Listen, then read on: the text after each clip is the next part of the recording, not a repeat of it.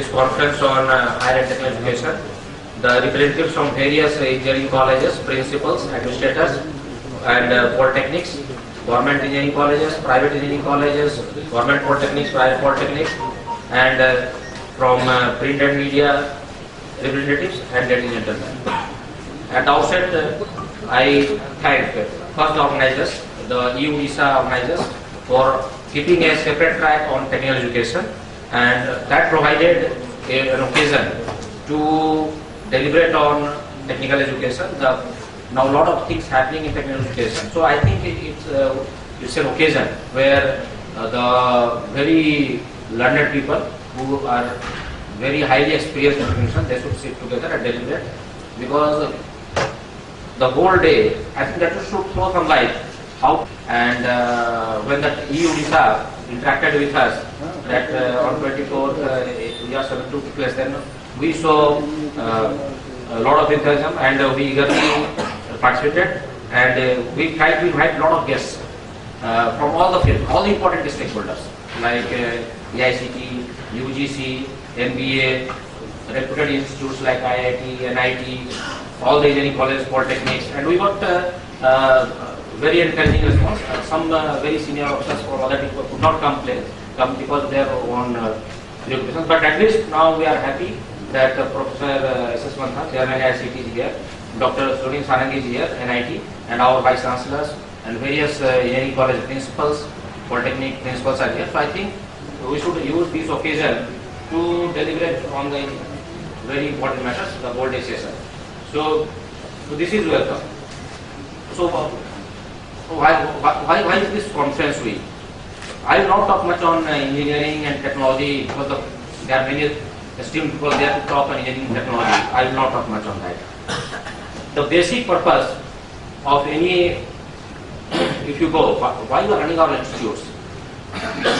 See, the basic purpose, if you start from the civilization, the basic purpose of anything to add to the national wealth. Anything.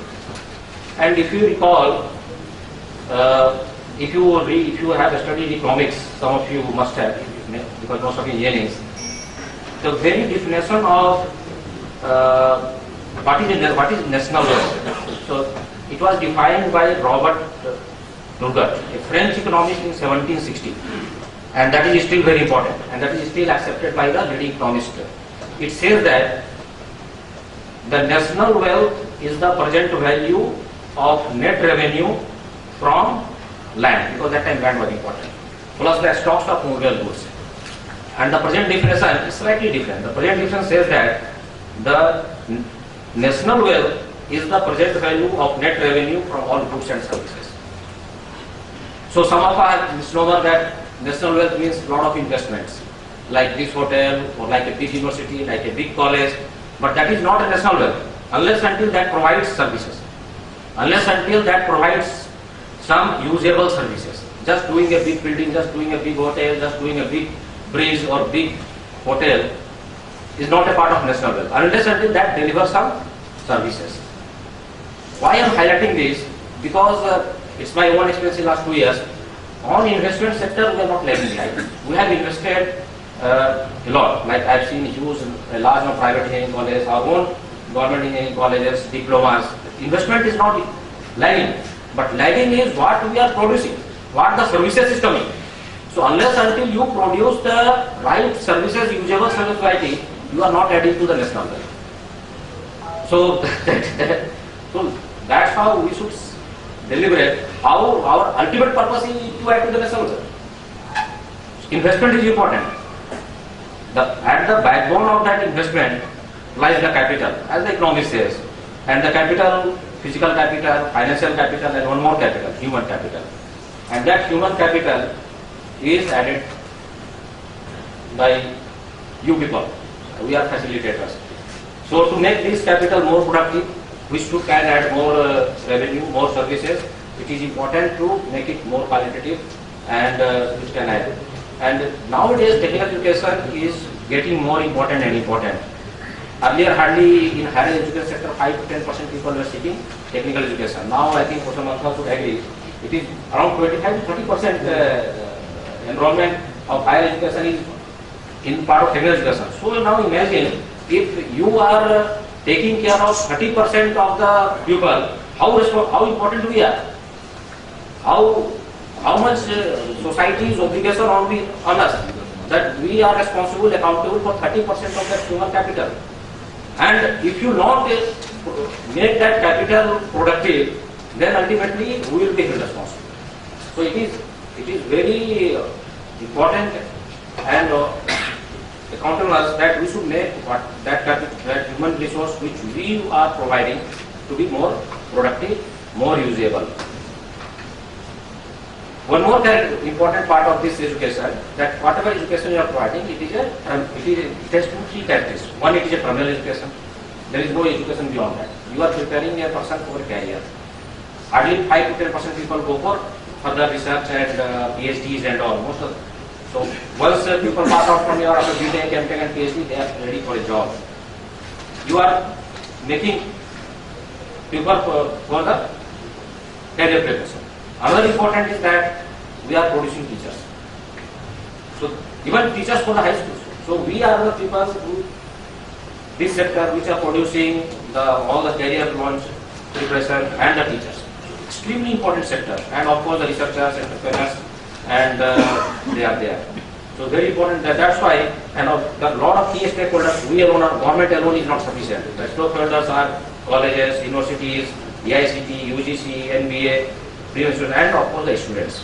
So it is important that all these sectors, all these stakeholders come together, sit together, and discuss and find out a way ahead, which can best contribute to the ultimately to the national wealth.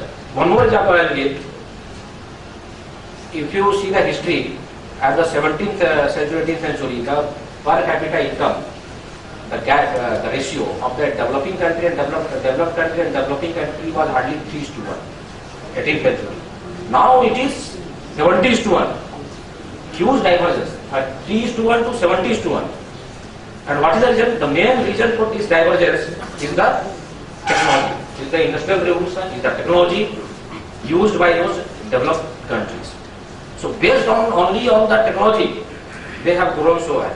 So you can imagine how much important the technology, the entrepreneurship to make a nation grow, to add to the national wealth. It is extremely important.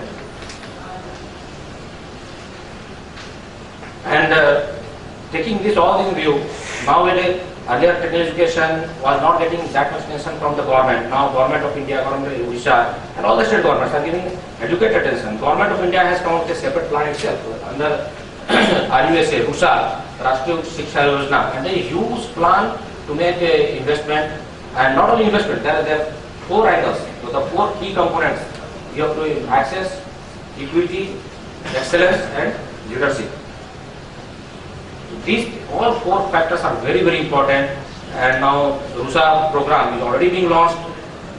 Various departments and including us, we are also already preparing our action plans. We are submitting, and now MHRD will be scrutinizing those action plans, and I think the scheme will be getting approved. So before we really implement RUSA, it is important that we do our homework correctly. Otherwise, the whole investment may not give the right result. So keeping all these things in view, we thought that we should organize a conference, organize a seminar with all the key stakeholders, and listen to them, hear them, take their wisdom, and prepare a road map ahead and see how best we can.